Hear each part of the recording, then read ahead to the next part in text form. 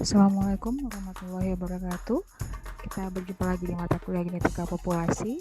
Kali ini saya akan menjelaskan tentang teknologi molekular marker yang berbasis protein. Oke, kita langsung saja. Ini adalah outline dari pembahasan kita kali ini. Nanti akan ada sedikit pendahuluan, kemudian apa itu tentang genetic marker dan teknologi berbasis protein yang akan menjelaskan sekilas tentang konsep dasar protein, kemudian teknik dalam mendeteksi isozyme dan bagaimana cara menginterpretasi hasilnya. Oke, kita masuk ke pendahuluan, di mana pada genetika populasi ini kita akan mempelajari tentang keragaman genetik. Nah, keragaman genetik mengacu pada variasi yang terdapat pada baik itu sekuen DNA atau jumlah DNA per sel atau jumlah dan struktur kromosom. Nah, seperti yang sudah kita pelajari sebelumnya, bahwa keragaman genetik itu merupakan hasil dari baik itu seleksi, mutasi, migrasi, genetic drift, ataupun rekombinasi yang sebagai akibat dari penyatuan gamet karena perkawinan. Nah, bagaimana cara mengukur keragaman genetik tersebut? Keragaman genetik atau variasi genetik itu dapat diukur melalui dua cara, yaitu dengan mengamati fenotip atau genotip. Nah, kalau fenotip itu berarti penilaian variasi fenotipik berfokus pada ciri-ciri morfologinya. Sedangkan kalau genotip itu merupakan penilaian variasi genotip yang berada pada tingkat molekul DNA yang bertanggung jawab untuk mentransmisikan informasi genetik. Kita masuk kepada genetic marker. Apa itu genetic marker? Di sini genetic marker itu didefinisikan sebagai penanda genetik atau penanda molekuler yang merupakan karakter terukur yang dapat mendeteksi variasi dalam urutan protein atau DNA.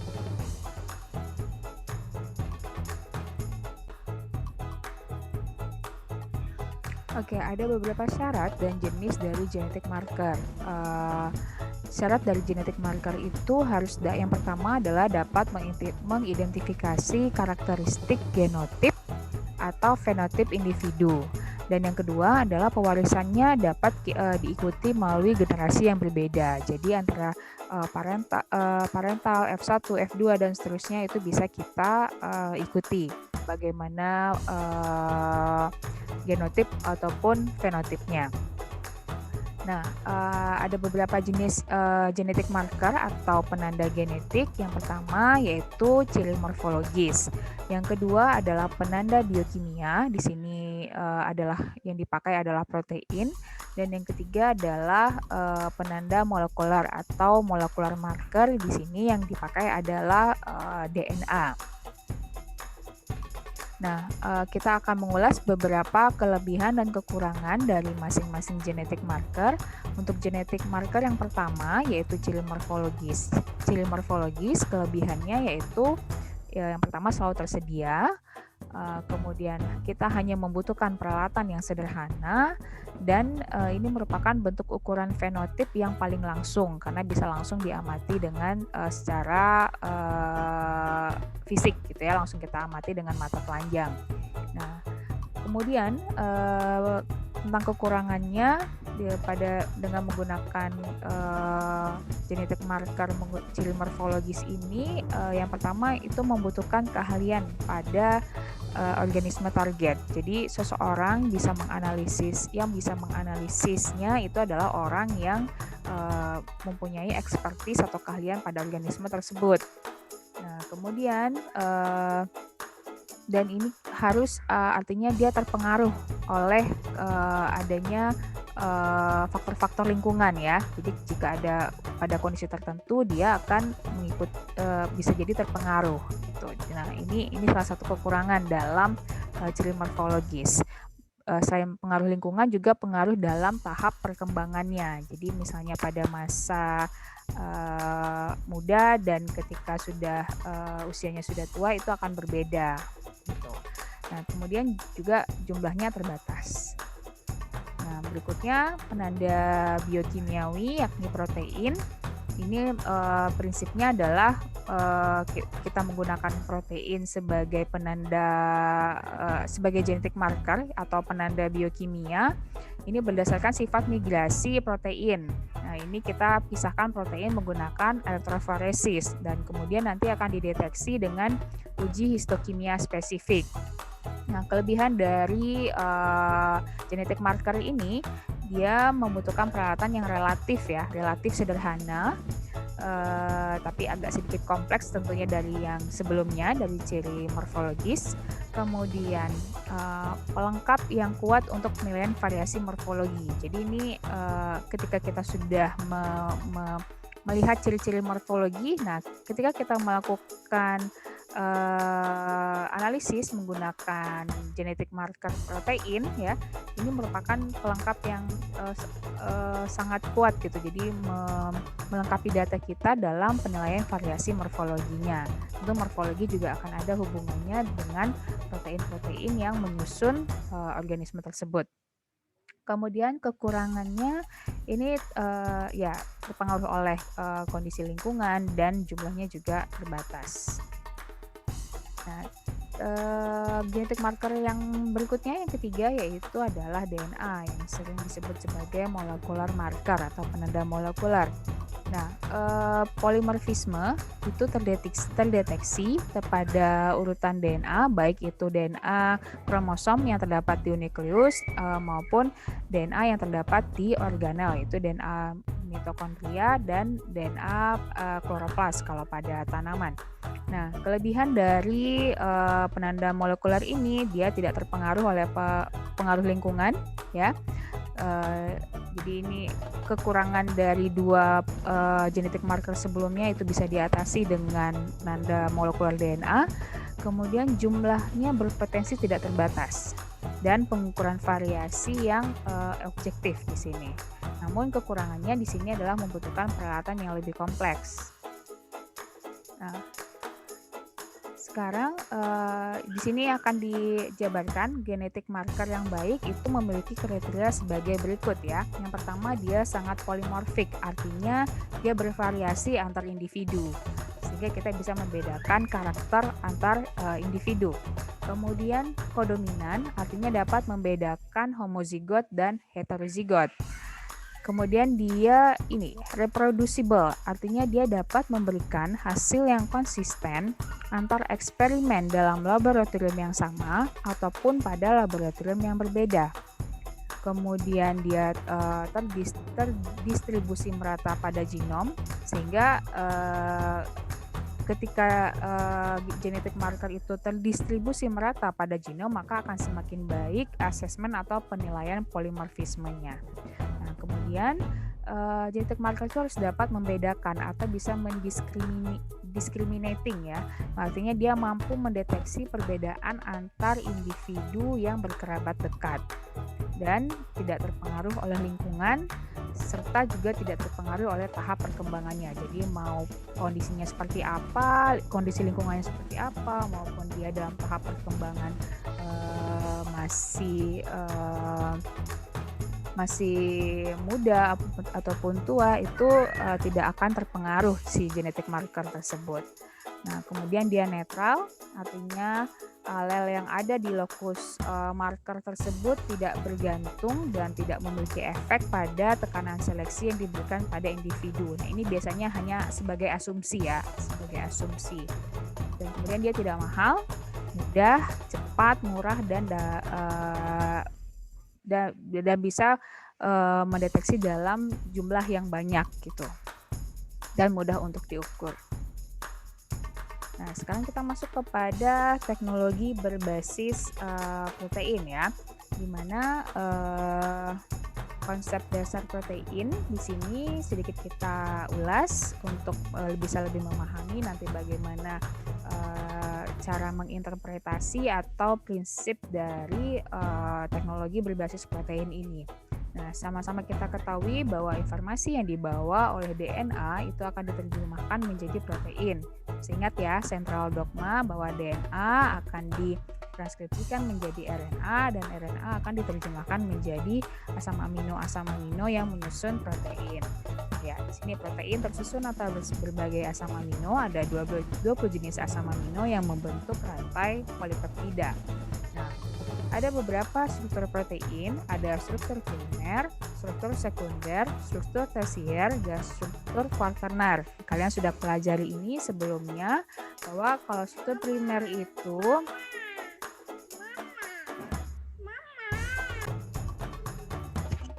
struktur primer protein artinya itu adalah urutan asam amino pada rantai polipeptida. Sedangkan struktur sekunder itu adalah hasil dari ini adalah struktur primer ya, bisa dilihat pada gambar. Ini adalah asam amino yang membentuk ikatan peptida sehingga membentuk polipeptida. Nah, kemudian struktur sekunder merupakan hasil dari ikatan hidrogen lokal yang dibuat di sepanjang tulang punggung atau backbone polipeptida, sehingga ini jadi ketika dia seperti ini memutar gitu membentuk helix, ini disebut sebagai struktur sekunder alpha helix, atau yang begini disebut sebagai beta sheet ya. Seperti ini adalah karena ada ikatan hidrogen lokal yang terbentuk antara asam amino tersebut. Kemudian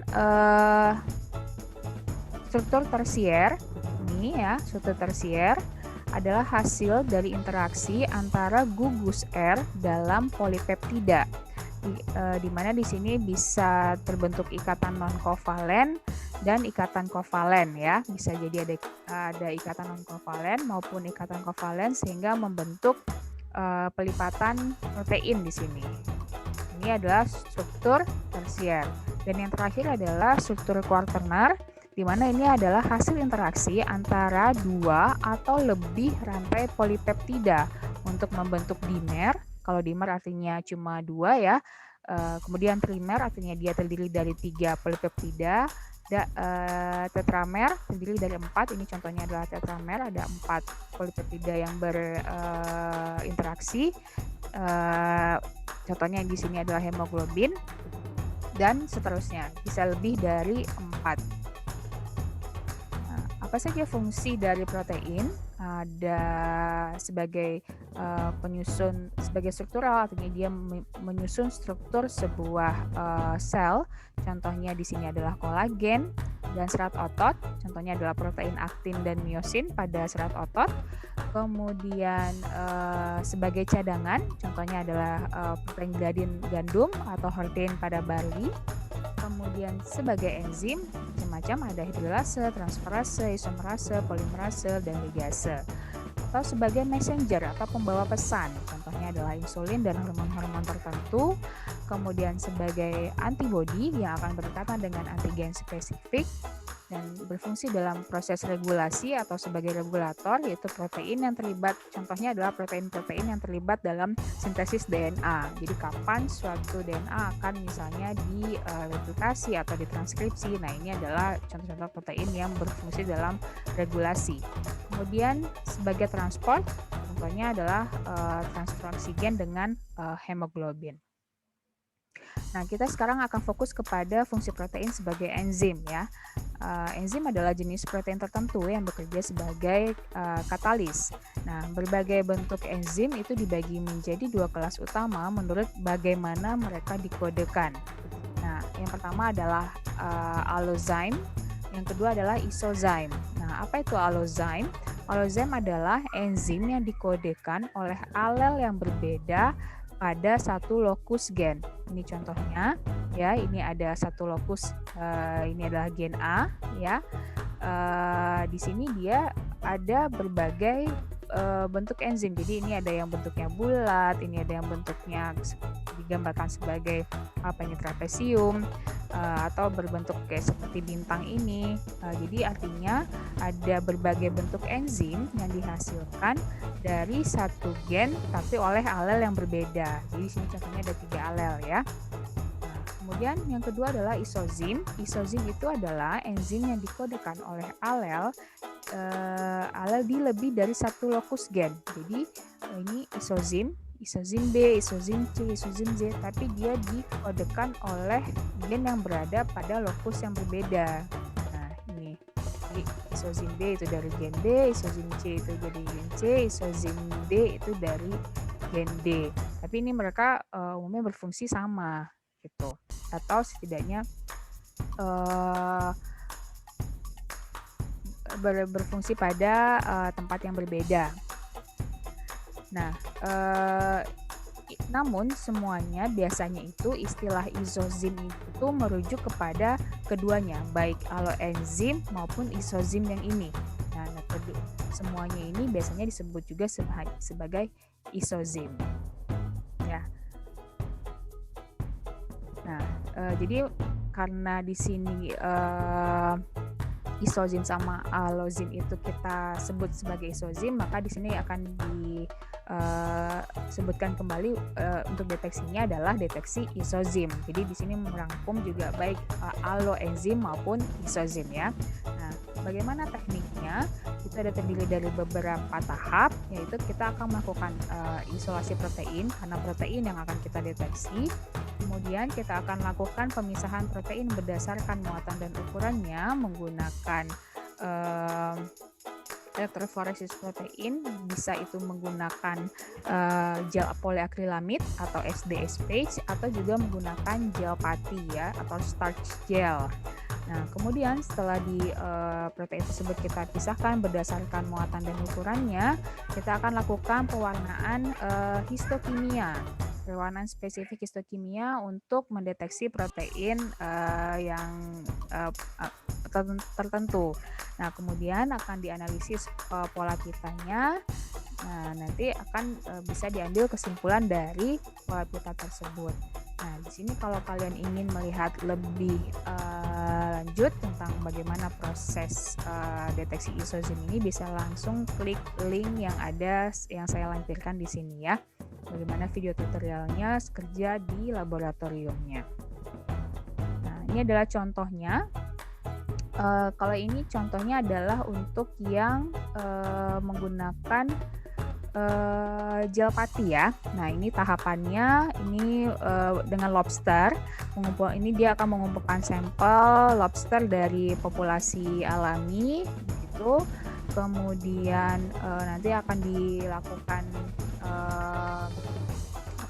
pembedahan, jadi hanya akan diambil sampel jaringan per individu. Jadi per individu ini akan diambil jaringannya, kemudian dibuat ekstrak jaringan, ekstrak proteinnya.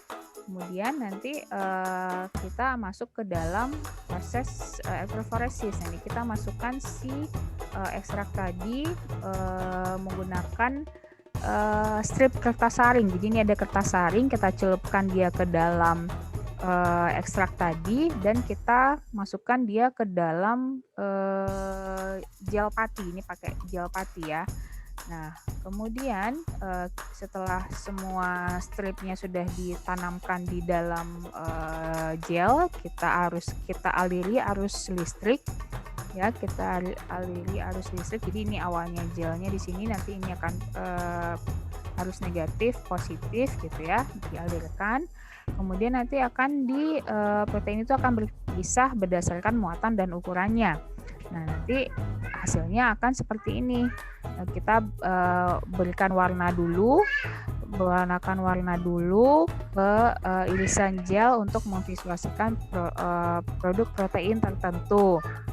Nah, ini misalnya ada yang hanya dapat satu pita, ada yang dua. Nah, ini ada yang satu. Ini dari sini kita sudah bisa membaca nih sampel satu, individu 1, individu 2, individu 3 dia sama nih gitu ya. Sedangkan individu 2 ini akan sama dengan individu yang di sini. Gitu. Oke, nanti kita akan belajar menginterpretasinya. Nah, dalam menginterpretasi pola pita tadi kan dihasilkan berbagai macam pola pita ya. Ada hal-hal penting yang perlu kita perhatikan. Yang pertama, adalah struktur quaterner dari enzim tersebut. Apakah enzim tersebut berupa monomer atau homomer bisa juga, atau dia membentuk heteromer. Apakah dia dimer, trimer, tetramer dan seterusnya. Nah, kemudian apakah dia untuk setiap lokusnya itu homozigot atau heterozigot? Nah, misalnya kalau aloenzim kan itu dia kodominan ya. Nah, apakah dia homozigot atau dia heterozigot? Nah, itu nanti akan bisa kita lihat. Kemudian jumlah lokus gen untuk enzim tersebut, kemudian jumlah alel per lokus, dan bagaimana gen tersebut diwariskan. Apakah dia dikodekan oleh pada gen yang terdapat pada DNA kromosom di nukleus, atau yang diwariskan dari DNA pada organel, atau pada mitokondria atau kloroplas. Itu kan juga polanya akan berbeda tentunya ya. Nah, ini untuk yang struktur quaterner, contoh yang pertama adalah jika kasusnya itu adalah homomer. Maksudnya di sini si enzimnya itu monomer gitu ya, jadi cuma hanya ada satu polipeptida gitu.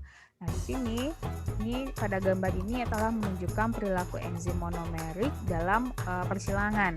Nah, jika induknya itu adalah homozigot untuk alel yang sama, ya, homozigot untuk alel yang sama di lokus yang sama, atau dia heterozigot. Nah, tadi heterozigot. Nah, kalau untuk kasus parentalnya homozigot, semua keturunan F1-nya akan homozigot.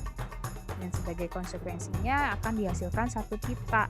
Nah, masih ingat ya tadi di sebelumnya kita lihat ada satu pita. Nah, itu kemungkinan dia adalah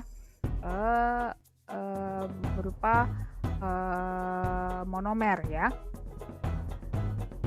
Kemudian jika parentalnya heterozigot, ini untuk kasus yang kedua, parentalnya heterozigot ini seperti ini ya, maka kemungkinan akan ada 3 kemungkinan F1-nya. Yang pertama homozigot untuk alel yang satu, yang hijau, kemudian atau dia heterozigot, dan satu lagi dia homozigot untuk alel kedua. Jadi ada kemungkinan 3 fenotip yang akan dihasilkan. Nah, kemudian contoh yang kedua itu adalah heteromer. Ini dalam persilangan itu enzim allozyme itu yang dimer. Dimer artinya dia ada 2 ya. Ini kalau monomernya ini 1, nah dia membentuk dimer, artinya dia berikatan, struktur quaternernya terdiri dari 2 polipeptida. Nah, kalau misalnya kedua parentalnya homozigot untuk alel yang berbeda pada lokus yang sama, ya, alel yang berbeda pada lokus yang sama, semua keturunannya heterozigot. Ya, tapi karena asosiasi acak polipeptida, maka akan ada 3 kombinasi yang dimungkinkan. Jadi bisa jadi misalnya orang tuanya dia ini ya heterozigot, maka ini adalah kemungkinannya. Yang pertama hijau dan hijau saja, kemudian hijau kuning, dan satu lagi harusnya ini kuning-kuning ya.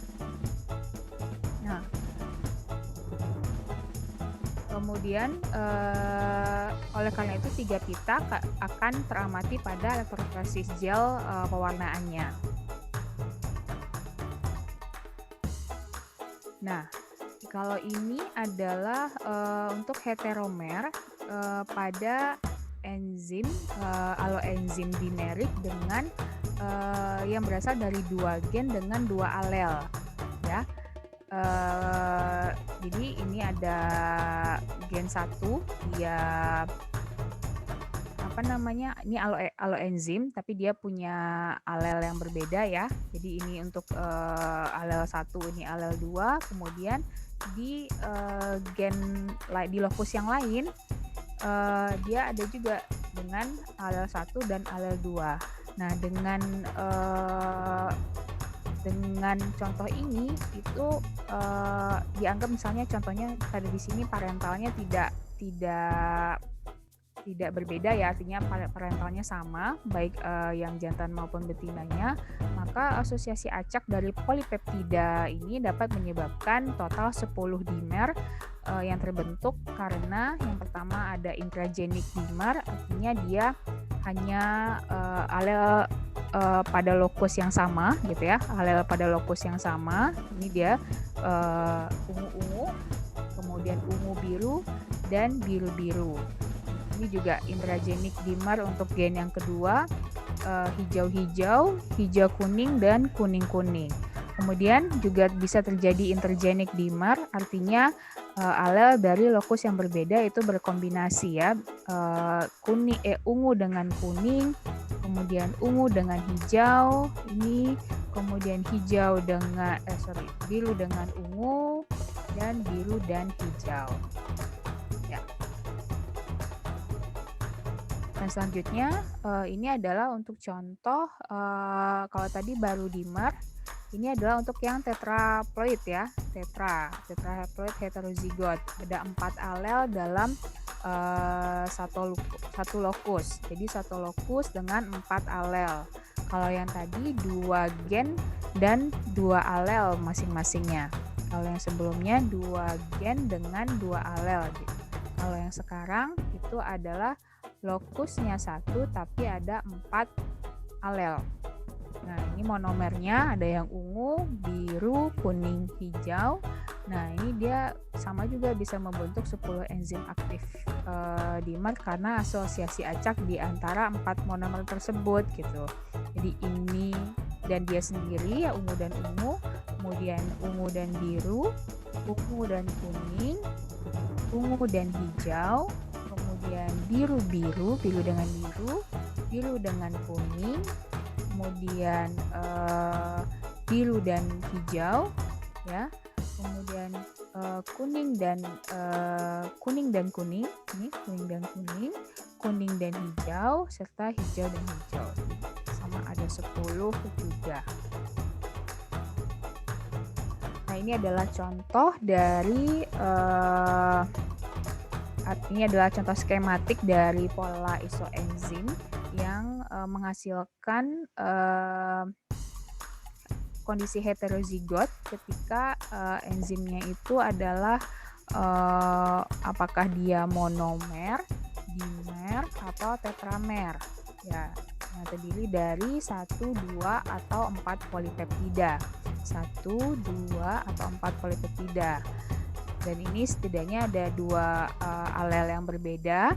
Di sini ya, ini ada alel A1, di sini dan ini adalah alel A2. Nah, bisa dilihat di sini, ini misalnya adalah struktur gennya ya di lokus A.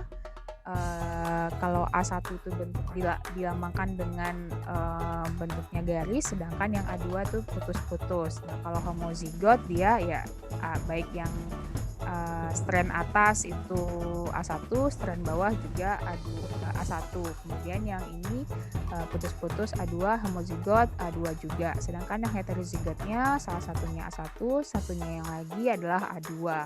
Kemudian DNA ini akan ditranskripsikan menjadi mRNA dan mRNA ditranslasikan menjadi polipeptida di sini ya, polipeptida sama amino. Nah, karena ini A1 dilambangkan dengan lingkaran si polipeptidanya, karena yang A2 dengan kotak, sedangkan yang heterozigot itu bulat dan kotak.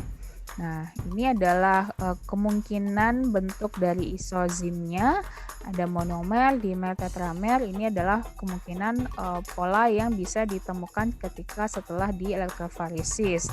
Nah, kalau monomer bentuknya 1, dimer juga bisa 1, tetramer juga 1 kalau pada kondisi dia homozigot ya. Jadi kalau satu band ini bisa jadi dia monomer, dimer, tetramer, tapi yang jelas dia pasti homozigot. Kemudian pada yang homozigot untuk alel A2, karena misalnya ukurannya berbeda, dia akan berada pada posisi yang berbeda pula gitu. atau muatannya berbeda. Jadi dia akan berbeda posisinya, tapi dengan tetap satu pita. Namun ketika dia heterozigot, kondisinya akan berbeda. Jika heterozigot di sini artinya cuma ada dua, berarti enzim tersebut dia adalah monomer tapi heterozigot. Kemudian kalau ternyata dia adalah dimer, dia akan terdapat 3 pita. Tapi ketika tetramer itu akan terdapat 1, 2, 3, 4, 5. Akan terdapat 5 pita. Nah, dari sini kita bisa menyimpulkan kondisi dari enzim tersebut. Nah, ini contohnya yang dilakukan pada pohon oak Quercus robur. Ini tinggal kalian bisa menginterpretasikannya, di mana di sini ini adalah pola-polanya, ini adalah alelnya. Jadi bagian ini yang kita ukuran ini ya, ukuran yang di paling bawah itu disebut A1, kemudian ukuran yang di atasnya itu disebut sebagai A2, kemudian yang di atasnya A3, dan di atasnya lagi yang ini adalah A4. Nah, sedangkan yang untuk 3 teratas itu dari lokus yang berbeda, yaitu lokus B.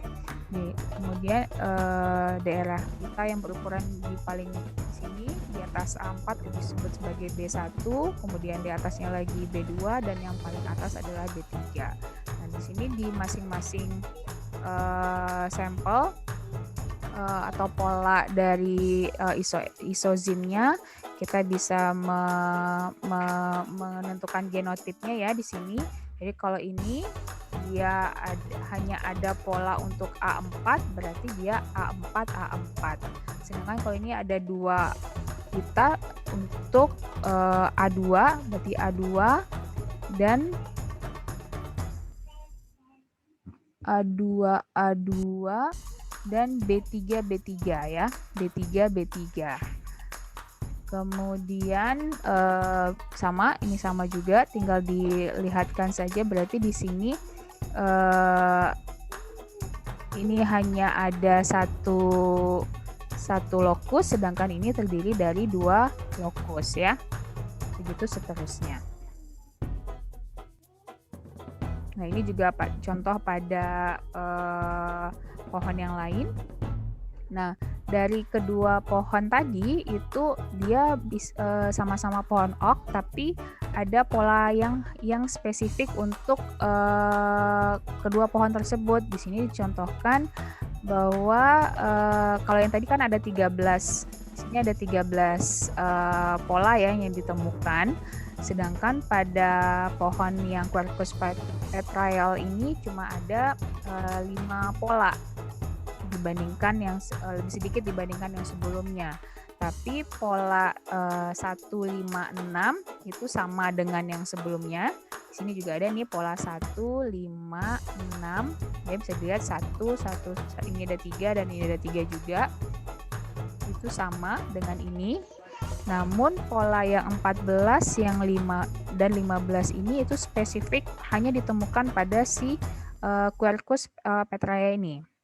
Ya, jadi ini bisa membedakan antara kedua jenis pohon tersebut gitu. Jadi sedangkan ada pada bagian lain ini dan beberapa ini dan yang lain dari sini ke sini itu spesifik hanya ditemukan pada si Quercus robur.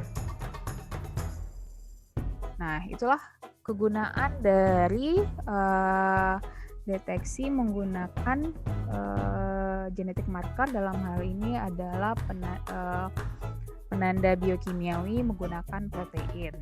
Nah, semoga bisa dipahami. Jika masih ada hal yang belum dipahami, bisa kita diskusikan lebih lanjut. Terima kasih atas perhatiannya. Assalamualaikum warahmatullahi wabarakatuh.